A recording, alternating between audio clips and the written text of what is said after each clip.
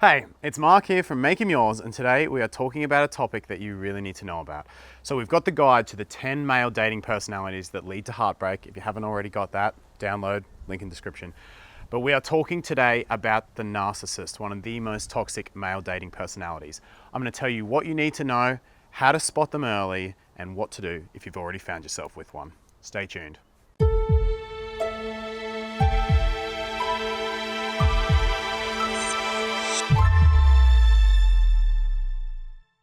Well, welcome to another video, and today we are talking a male dating personality that can be incredibly toxic to your dating and relationships. It is the narcissist. Now in this video, I'm going to tell you how you can spot them early, what they do in your dating and relationships, and why they're such a danger once you get involved with one. So to begin with, narcissistic personality disorder is a diagnosable disorder, but that only goes to the men who are at the very, or women as well, who are at the very end of the spectrum. So narcissism is a series of traits, and it's a spectrum.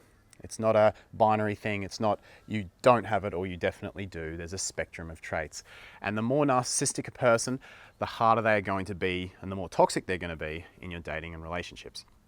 So there's two types of narcissists, and the narcissist you usually think of is kind of the outward narcissist, the grandiosity narcissist, the person with all the toys and who wants to show off all the time, who's totally self-absorbed. And that's an important type of narcissist.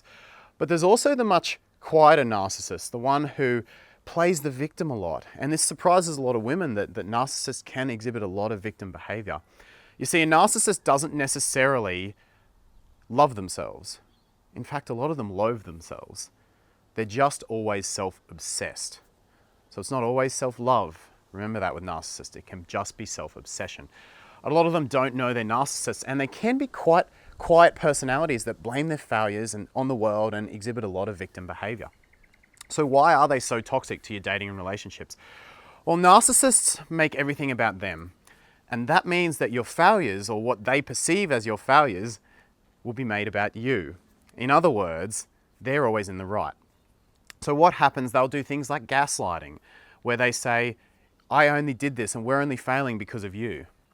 They'll say, how could you possibly look at this situation this way? You're crazy. And what they'll do is slowly make you lose trust in yourself. You'll question your own decisions. You'll start to second guess yourself. And it's incredibly, incredibly toxic to your self-esteem. What a narcissist ultimately does is they bring your self-esteem down to a level that makes them feel more comfortable. They're insecure. If they're with a high-value, confident woman, that doesn't make them feel good. So they make you question yourself.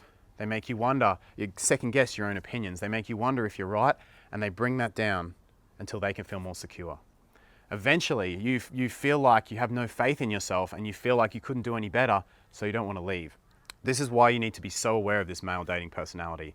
Patronizing criticism, blaming everything on you, victim behavior, I only behave this way because of you. It's all stuff that erodes your self-esteem and makes everything feel like it's your fault. So how does it happen? No one wants to get into a relationship with a narcissist, so how does that even happen? What goes on there? Well, relationships with a narcissist start very, very well. Even if whether it's the outward narcissist who just has that grandiosity look to him, or even the inward narcissist, you meet the guy and you feel like things are perfect. Things are so good. He wants to know about you. He's investing. He seems like this dream guy.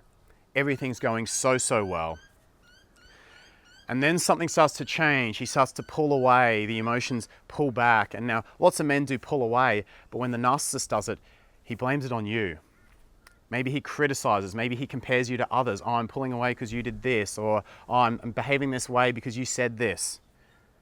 It's all your fault. And you start to scramble. You start to think, oh, I must have been doing something wrong. We were so perfect at the start. And you keep working and working and failing, and he keeps blaming it more and more on you. No one starts wanting to get into a relationship with a narcissist, but it happens because he pulls away and he wants to keep the power, but he blames it all on you. And more you feel less and less sure of yourself, and you try and win back the fantasy guy that was there at the very beginning. So how do you spot them early? How do you avoid getting yourself into this toxic frame with a guy like this?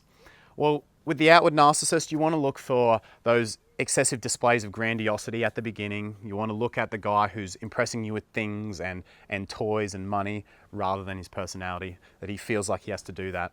And with the inward narcissist, you want to look for that guy who sweeps you off your feet. And the outward guy will do this too, but the guy who really sweeps you off your feet, seems too good to be true, and then starts pulling away and blaming it on you. So the narcissist is usually focused on talking about himself. Conversations might be about you for a little bit, but he always steers the conversation back to himself. The one little exception with this is with particularly manipulative narcissists. At the very beginning, during that little fantasy phase, they'll want to get to know you really well, but they'll then use those things against you when they start to pull back. So they'll use things they've learned about, say, your family or your friends, and they'll use them against you. Perhaps they'll talk about a guy friend as a reason they're pulling back and make it your fault. So look for the guy who's all about himself, all about impressing you, being the stream guy, and then pulls away and blames it on you. So what do you do if you've already found yourself with one, or finding yourself with one now, or if you think you might be dating a man with a few of these tendencies? Well, for the outward narcissist, the grandiose type narcissist, you want to make sure that you let him know that you're not with him for those things. So tell him that you'd rather that he cooked you breakfast or just did something cute, just the two of you, went on a little trip to a park or something, than do another big grandiose display at a restaurant or take you out in another car, whatever it is. Show him that you want him for him and not for the things that he has. See, a lot of these types of narcissists inwardly believe on a subconscious level that you're only with them because of the things that they've accrued. So you want to demonstrate to him that you're not with him for those things, and perhaps in that circumstance he can open up to you and be a little more vulnerable. Now, the inward narcissist can be very dangerous and very toxic, and if there's excessive victim behavior, if there's excessive blame, excessive gaslighting, stuff like that where you're losing trust in yourself, you just want to get out of there. But if he's just displaying a few of those tendencies, if he's just got a little bit of victim behavior, maybe he says something like, "Oh, I only behave this way because you did this," and you say, no, you behave this way because of you. Take some ownership here. And he's receptive to that. Sometimes relationships can work with these kinds of guys, especially if they're willing to acknowledge the way they are and perhaps go to something like a counseling or psychologist and work on themselves that way. If they're willing to drop the victim behavior, take some responsibility, and most importantly, you are rock solid in your boundaries. Slight narcissists do well with women who are rock solid in their own frames and can set good boundaries. If you are like that, then men who are slightly with these tendencies can actually still be great partners and work towards a fantastic relationship. Well, thank you so much for watching. Today we have covered one of the most toxic male dating personalities, the narcissist. And remember, there are 10 others or 9 others. Free report down below. Download the guide to the 10 toxic male dating personalities that can lead to heartbreak. Make sure you download it, become aware of these types of guys. If you've never dated a narcissist before, you are one of the lucky ones. You want to make sure you avoid them. There'll be lots of comments below from women who have dated them, and they would encourage you to stay away from these guys. And if you have dated one before, you never want to find one again. These guys will erode your self-esteem, and they're very, very dangerous.